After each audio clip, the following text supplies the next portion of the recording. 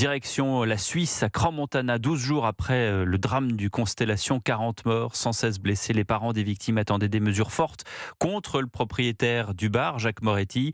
Le père d'un garçon brûlé vif a déclaré « Il est mort comme à la guerre, alors c'est la guerre ». Bonsoir Noémie Loisel. Bonsoir Pierre, bonsoir à tous. Correspondante d'Europe 1 dans la région Auvergne-Rhône-Alpes, vous suivez ce drame de Crans-Montana. Le tribunal cantonal du Valais l'a aujourd'hui condamné à une peine de 3 mois de détention provisoire. Oui, le tribunal des mesures de contrainte a ordonné le placement en détention provisoire de Jacques Moretti pour une durée de 3 mois, estimant qu'il existe un risque de fuite. Cette détention pourrait toutefois être levée, précise le communiqué, si Jacques Moretti verse notamment une caution et apporte d'autres garanties pour contrer ce risque de fuite.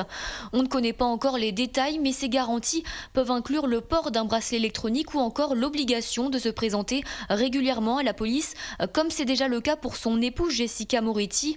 Du côté des parties civiles, maître Jean-Luc Ador, avocat des parents de l'une des victimes, s'inquiète de l'absence d'examen du risque de collusion par la justice suisse. Il me semble évident qu'en plus du risque de fuite, il y a un risque de collusion, c'est-à-dire que le tenancier puisse influencer l'enquête en se concertant d'une manière ou d'une autre avec d'autres personnes, à commencer par sa propre épouse. Ça inquiète beaucoup d'imaginer que moyennant le dépôt d'une somme dérisoire, le tenancier pourrait se retrouver à nouveau en liberté. Quant à la copropriétaire, Jessica Moretti reste libre, ce que les familles des victimes ne comprennent pas également.